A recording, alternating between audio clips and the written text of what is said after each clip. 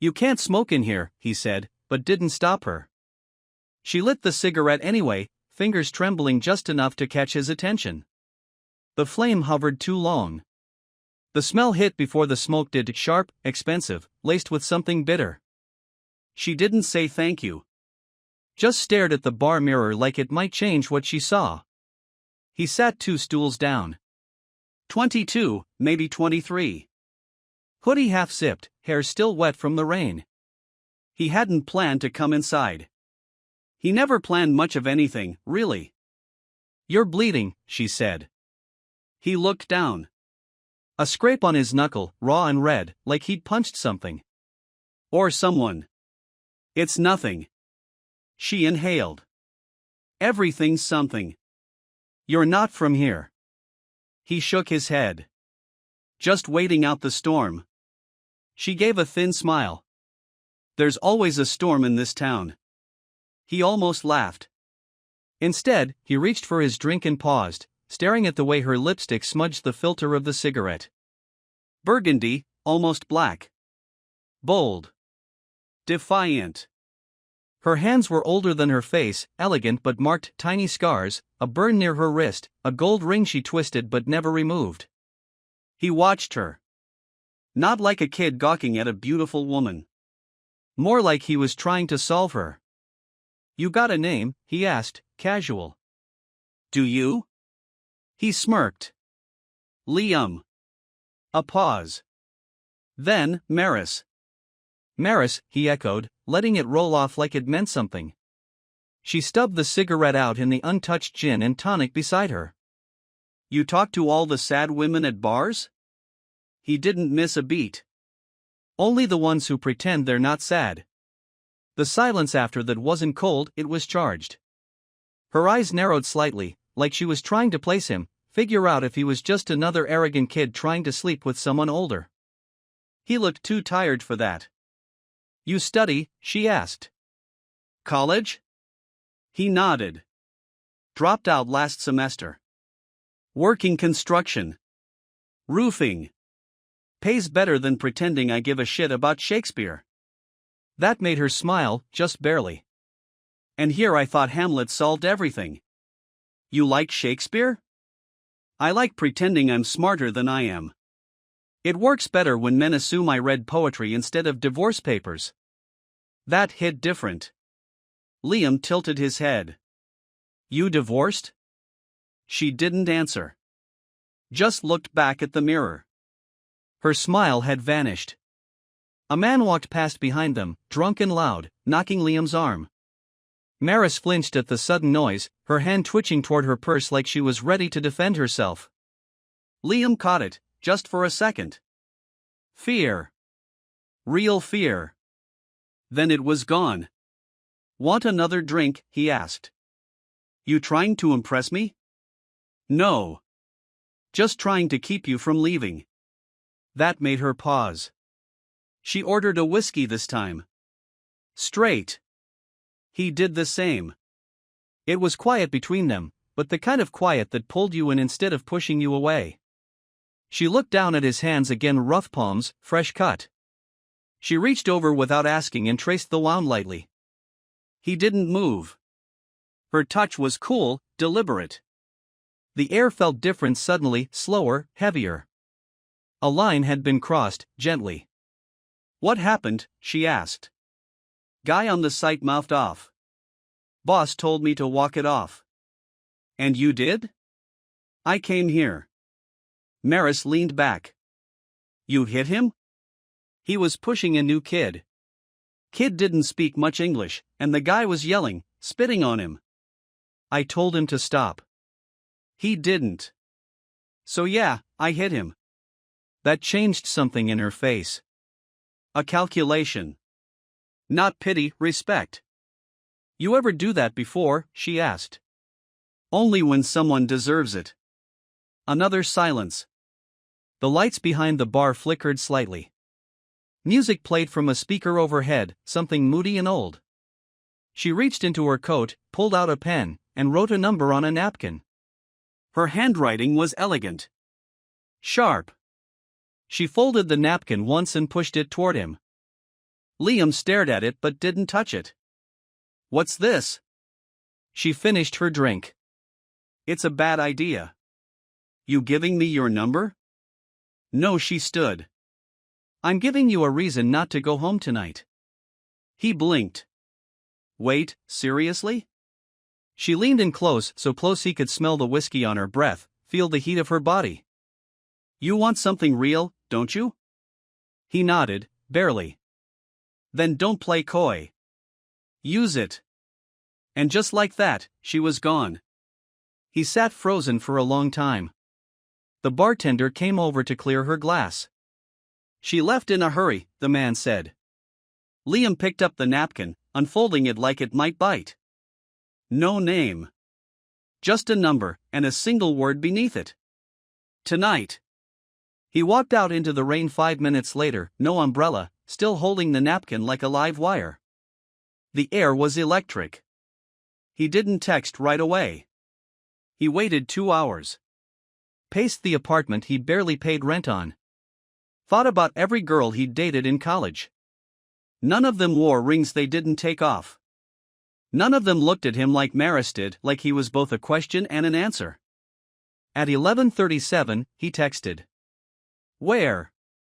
No reply. He waited. At 12:04, the reply came. "Third floor. Apartment 3C. Don't knock. Just come in." His stomach twisted. He sat in the car outside her building for 10 whole minutes, engine running. When he finally went up, he didn't hesitate. The door was unlocked. The apartment smelled like sandalwood and books. Low lighting.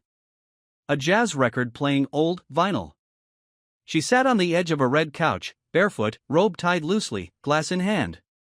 She didn't say anything when she saw him. Just looked. Like she wasn't sure if she'd expected him to actually come. "You're late," she said. "You didn't give me a time. I didn't think you'd come." He closed the door behind him. Locked it. "I didn't think I would either." Maris stood. Walked toward him. Stopped inches away. She reached up, gently brushed water from his hair. Her hand lingered. "I haven't done this in years," she whispered. "Then let's not pretend it's nothing." That made her inhale sharply. He kissed her before she could change her mind. It wasn't soft. It wasn't polite. It was honest. And when she pulled back, something broke in her, a wall, a dam, maybe a silence she'd carried too long. She laughed. A small, broken, beautiful laugh. And it was the first time in years she'd meant it. The coffee was burnt, the kind that sat too long on the machine and tasted more like metal than caffeine, but Liam drank it anyway because her silence made everything feel fragile, like sound might ruin it. She wore a long shirt that wasn't hers, it reached her thighs and smelled faintly like his deodorant, and she didn't apologize for putting it on. She walked barefoot across the cold kitchen floor like this was her place and he was the guest, which wasn't true, but felt that way. He watched her pour water into a glass, drink half of it in one breath, then look at him like she wasn't sure if he was real or still just a late-night mistake waiting to be undone by morning.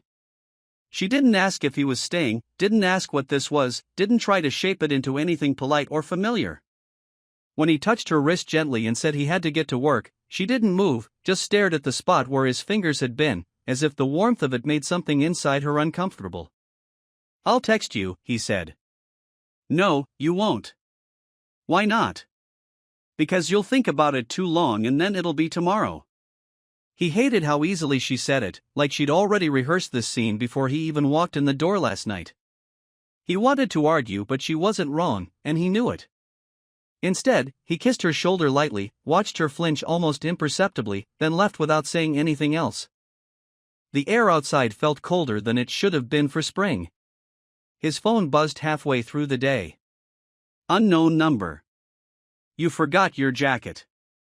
"It's safe." He replied too fast. "When can I pick it up?" She didn't respond. 3 days passed. He walked past the bar again, hoping without meaning to, but she wasn't there. On the 4th day, she called. No text, no warning. Just called. He answered before the second ring. Someone saw us, she said, her voice flat. Liam stepped out of the crew trailer, walking away from the site without even telling the foreman. Who? Doesn't matter. It does to me. She sighed, long and tired. My neighbor's niece. She visits sometimes. 15, maybe 16. Saw you leave.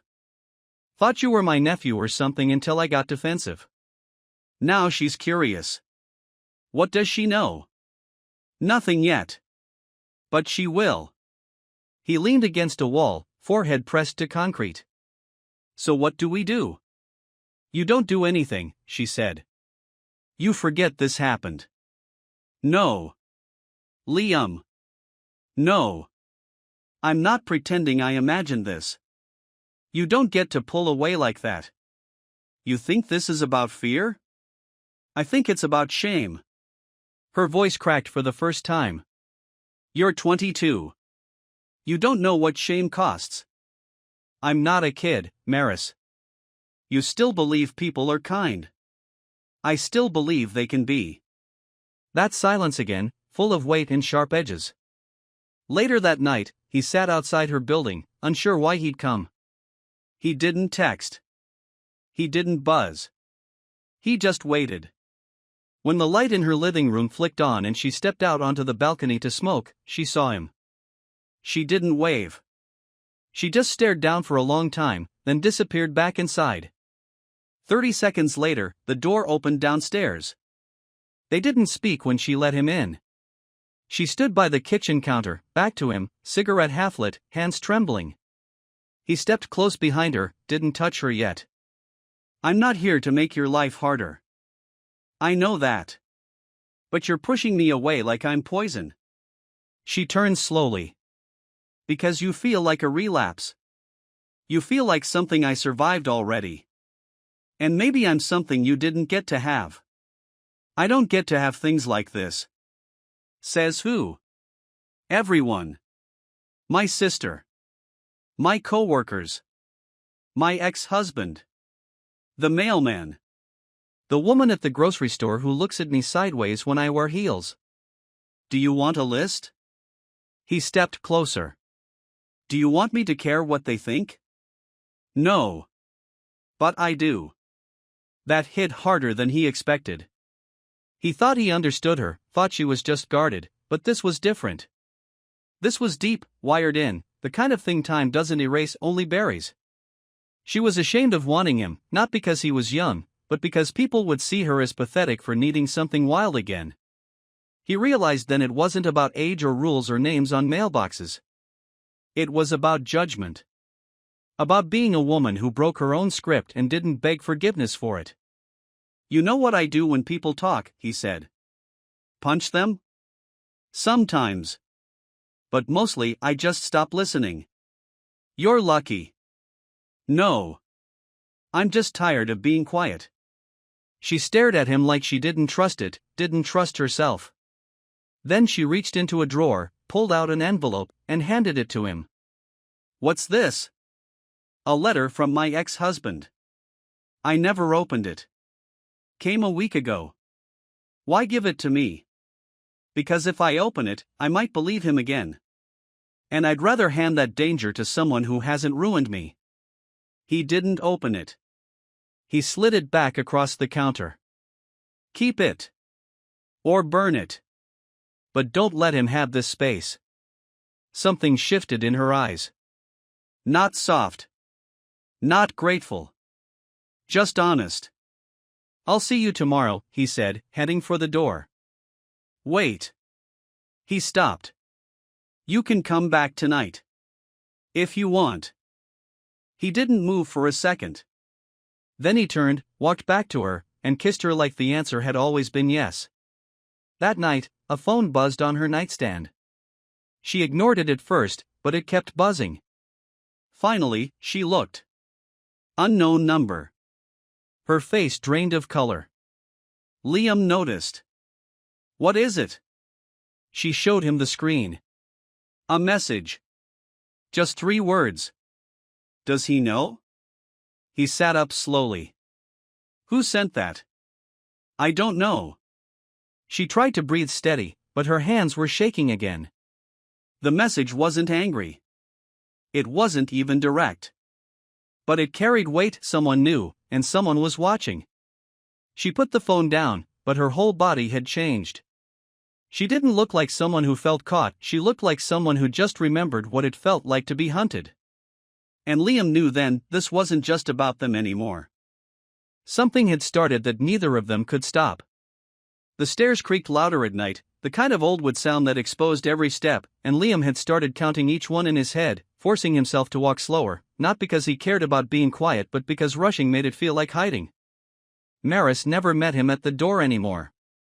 He would find her somewhere inside, sometimes reading, sometimes in the bath, sometimes already asleep with the TV humming low, and she'd never ask why he kept coming back even when everything around them was starting to shift. It had been 10 days since the message and she still hadn't replied, hadn't blocked the number either, just kept staring at the screen every time it buzzed, like waiting was safer than knowing. Liam had offered to call it, track it, even confront someone, but she shook her head every time, saying it was probably nothing and they'd only make it worse if they chased shadows. He had started waking up earlier than usual, slipping out of her place before sunrise, walking to the corner store just to get air. That morning, a man outside had stared at him too long, mid-40s, clean shirt tucked into cheap slacks, a plastic bag of groceries in hand and something sharp in his eyes that didn't match the rest. Liam didn't say anything, didn't make a scene, but he watched him walk away and didn't go back inside for another 10 minutes. When he told Maris about it later, she barely reacted, just nodded, and asked if he wanted coffee. You're pretending this is still under control, he said, sitting at the kitchen table, watching her slowly peel an orange without eating it. And you're pretending this is some kind of war. I don't want to protect you, Maris. I just want to know if I have to. She dropped the peel onto a paper towel and stared at the fruit like it had betrayed her. Does anyone else know? He asked. I haven't told anyone. Not your sister? No. You're close? We talk when we have to. Would she care? She would make it her business. That landed like a punch. Liam leaned back in the chair, exhaling through his nose. The silence wasn't dramatic. It was just long, uncomfortable, full of things neither of them wanted to say first. He broke it. I told someone. Her head snapped up. What? I didn't mean to. It just happened. Who? My friend Cam. He's not someone who spreads shit. What did you say? I said I was seeing someone. I didn't say your name. He asked how old you were. I told him. She didn't speak for a long time, and when she finally did, her voice was thinner. And he laughed. Called it hot. Said I finally stopped dating girls who wear glitter eyeliner and cry after sex. That was supposed to land as a joke, but it didn't. Maris stood slowly, carried the paper towel to the sink, and turned on the water without rinsing anything. He'll talk, she said. He won't. They always talk. That afternoon, she left without saying where she was going, and Liam stayed behind in her apartment like he had a right to be there, pacing, half thinking, checking his phone every few minutes until finally deciding to go out and clear his head. The walk didn't help. The phone buzzed near sunset. You should be more careful where you go. No name, no photo, just that sentence. He turned around instantly, scanning the street, but nothing stood out. He typed back one word. Why? No reply. He didn't go back to Maris's place. He went home, pulled down the blinds, kept his phone in his hand like he was waiting for it to ring even though he knew it wouldn't. At 2:08 a.m., she texted. Don't come tomorrow. He stared at it for a long time. Then. Why? The answer came quickly. Because someone saw us again. Who? Someone who matters. When he called, she picked up but didn't speak. He could hear the sound of her breathing, steady but uneven. You're scaring me. I don't want to ruin you.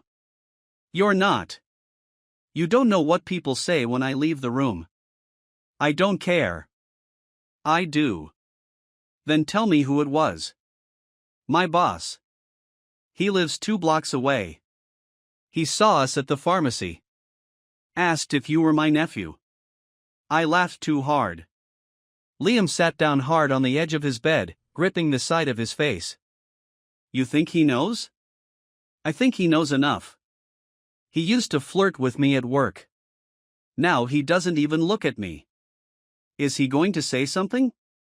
He doesn't have to. He'll just wait. Then when he wants something from me, he'll use it. You should quit.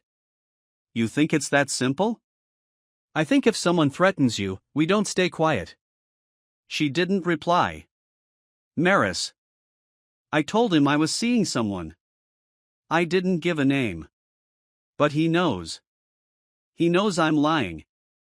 That night, they didn't see each other. For the first time in weeks, he slept alone. He woke up twice in a sweat, heart racing, reaching for a phone that didn't buzz. When morning came, he got dressed like he was heading to work, but instead walked straight to her building. He stood across the street, watching, waiting, unsure of what exactly he expected. At 8:42, the front door opened and someone else came out. A woman, maybe late 30s, looking directly at him like she already knew his name. She didn't stop walking. She just passed him on the sidewalk and said 4 words under her breath, almost too low to hear. She's not your secret. Liam turned, stared after her, but she was already gone. He didn't go inside. The day she didn't answer any of his messages, Liam showed up at her work. He stood across the street from the office building, hands in his jacket pockets, watching people come and go until he saw her walk out with a group. She wore a long beige coat and dark glasses even though the sun was hidden behind clouds. She was smiling, but not the kind of smile she gave him. This one looked like it had been carefully arranged. He didn't approach until the others were gone, until she stood alone, pretending to scroll through her phone. When he finally crossed the street, she saw him coming and didn't look surprised. You shouldn't be here, she said quietly. Then tell me to leave. She glanced around, her jaw tight. You don't get it. Then explain it to me. My boss knows. My sister knows. And now my neighbor won't even take my trash cans in unless I'm standing there. I didn't ask you to lie to anyone. You didn't have to. You just kept showing up like this wasn't going to fall apart. It only falls apart if you let it. Maris stepped closer, but her voice stayed low. This is different for you. You're young. People will move on. Say I was a mistake. A phase. I'll be the woman who should have known better. I don't care what they say. I do. I have to. Why? Because I have to keep my job. I have to keep the friends I have left. I have to keep my niece from asking me if I'm in some kind of trouble because a boy with bruised knuckles keeps showing up outside my door. I'm not a boy. I know. But that's not what they see. Liam didn't say anything. He looked at her face and saw how tired she really was. Not in a dramatic way. Just in the quiet details, the way her mouth stayed tense even when she wasn't speaking, the way her eyes didn't hold his for too long. She had started preparing for something, for an end she thought was necessary, and he hated how normal it felt to her. Then what do you want me to do? He asked. Go home. For how long? I don't know. The rest of the conversation didn't matter. She walked away first. He didn't follow. He watched her disappear into a crowd and told himself to wait, to give her space, but that night he couldn't sleep again. At 3 a.m, he called her. She didn't pick up. He tried once more. Still nothing. He left his apartment 30 minutes later and went to her place. The lights were off, but he rang anyway. After a few minutes, the window above him opened. What the hell are you doing? She whispered harshly. You're not answering. Because I told you not to come. Are you alone? Yes. Then let me in. No. I'm not leaving. She didn't respond. A curtain moved behind her and then the window slammed shut. 5 minutes later, the buzzer clicked and he stepped inside. Her door was open, but when he walked in, she wasn't in the front room. He followed the sound of the bathroom fan and found her standing at the sink, scrubbing makeup off her face like she was trying to erase something permanent. "I didn't come here to fight," he said. "You came here to push." "I came here because you're scared and pretending you're not." "I'm not pretending." "You are. And I get it. But you don't have to do this alone. I've always done it alone. You don't have to anymore." She stared at her reflection and didn't speak. Her hands were still, finally, but her breathing wasn't. She looked older tonight. Not in a bad way, in a way that showed everything she'd been carrying without showing off about it. She turned to him slowly. "Someone came to see me today." "Who?" "A woman.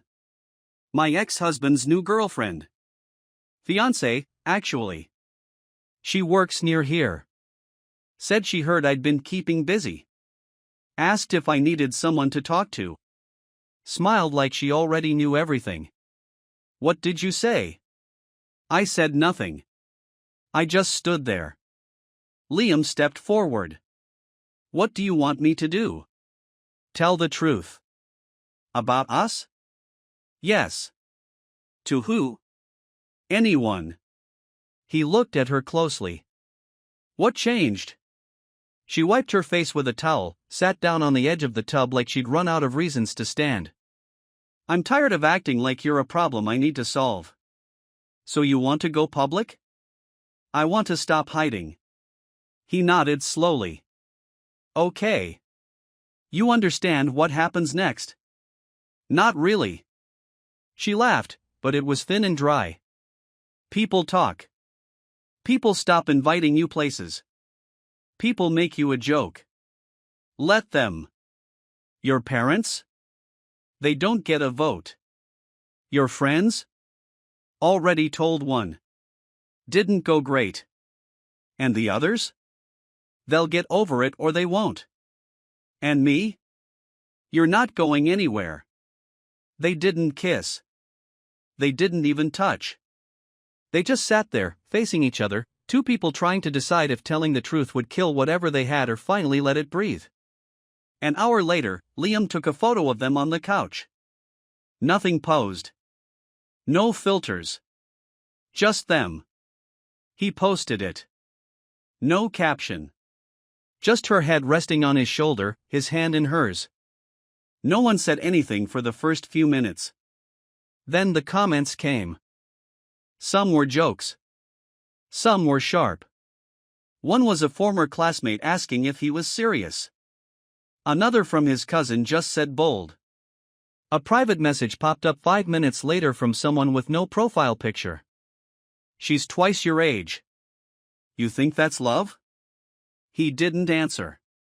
The next day, Maris's boss called her into his office and asked about the photo.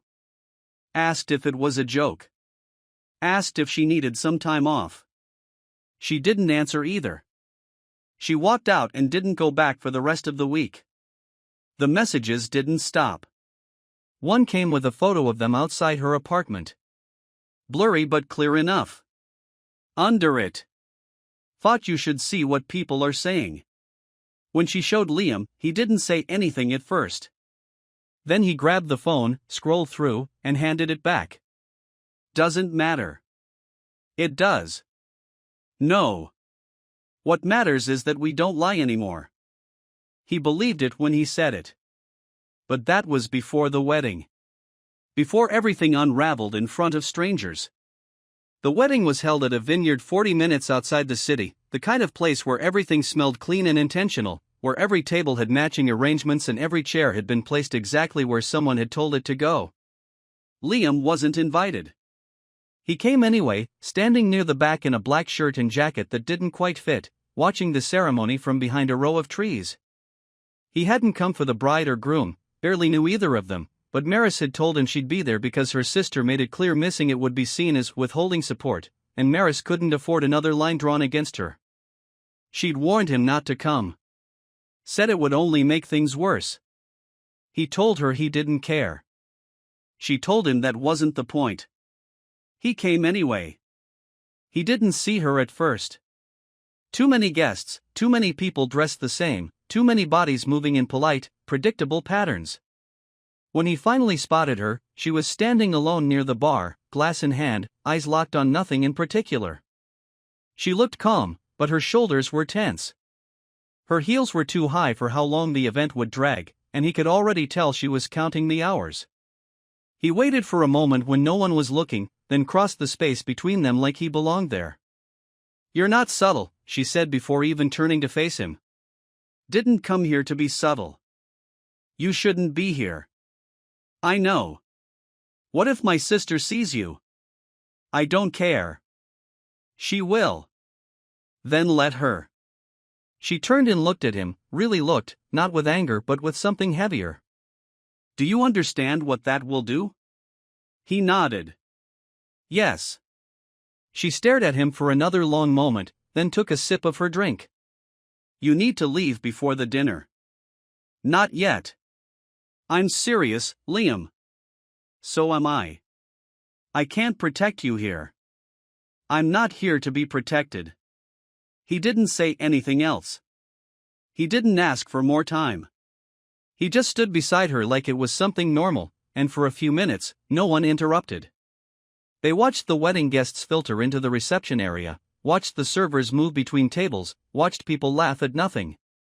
Then someone saw them. A woman in a green dress, older, hair pinned up in a too-tight style. She whispered something to another guest, who turned to look. Then another. Then another. It spread fast, quiet but obvious. Maris noticed it before he did. "They know." "Let them know." "I mean they know, Liam. They know it's not just some rumor anymore." One of the groomsmen came over. Polite smile. Stiff shoulders. "Maris, your sister's asking for you inside." She nodded once, handed Liam her glass, and followed the man without saying goodbye. Liam stood there holding the drink, feeling the air around him shift. It wasn't panic. It was something slower, recognition that the moment they'd been avoiding had arrived. 10 minutes passed. Then 20. He waited near the trees again, out of sight. When she didn't come back, he walked toward the reception area, hesitated near the edge, then kept going. The dinner had started. Speeches were beginning. People were already watching him by the time he stepped into the open. Maris was seated near the center table, hands clasped in her lap, expression blank. Her sister was standing at the mic, voice cheerful, eyes tight. When she noticed him, her voice caught for half a second before continuing. No one said anything aloud, but every head turned. Then a voice spoke louder than the rest. Clear. Cold. From the table behind Maris. "You proud of yourself?" Liam stopped walking. The man who'd spoken was maybe 50. Wedding ring, half-empty wineglass, tie loosened. He didn't look angry. He looked smug. Like he'd been waiting for this. "Excuse me?"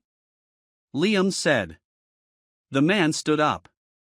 "She's old enough to be your mother. You think this is normal?" Another voice joined in. A woman this time. "You should be ashamed." Liam opened his mouth, but before he could speak, Maris stood. "Don't," she said to him, voice steady. "You don't owe them anything." Her sister stepped away from the mic. "What is this? What are you doing?" "I'm not hiding anymore," Maris said. "This is my wedding. I didn't make a scene. Bringing him is a scene. He came on his own. So you didn't stop him." "I didn't want to." The room went quiet again. Liam stepped beside her, ignoring the stares. "We should go." She looked at her sister once more. "I'm not sorry." "You should be." "I'm not." They walked out together, not quickly, not hiding. The silence behind them said more than any words. No one followed. Outside, near the gravel path leading to the parking lot, Maris stopped walking. "You okay?" Liam asked. She nodded slowly. I think I am. You don't have to explain yourself. I know. You want to get out of here? Not yet. They stood together in the dark, listening to the music drift faintly from the reception hall. Neither spoke for a while. Eventually, Maris reached into her purse and pulled out her phone. She stared at the screen for a long time, then showed it to him. Another message. This isn't over. No name. No number. Just those words. You think it's someone from inside? He asked. Maybe. You want to report it? No. Why not? Because if I pretend it's anonymous, I don't have to confront who I already know sent it. Who do you think it is? My ex. Then let me deal with it. No. Why? Because I need to. He watched her as she typed a reply. Short. Direct. She didn't let him see the screen before she hit send. Then she put the phone away and looked up at him. I'm not going to be scared anymore. Good. But I don't know if we can survive this. He didn't answer right away. He knew better than to make promises. I don't need forever, he said. I just need real. She looked at him, then away, then back. Then stay tonight. Yeah. And tomorrow? I'll still be here. She nodded once, then walked ahead of him toward the car. He followed. The next morning, he woke up to an empty bed. A note on the kitchen table. 2 sentences. Don't wait for me. You already gave me enough. He sat at the table for a long time.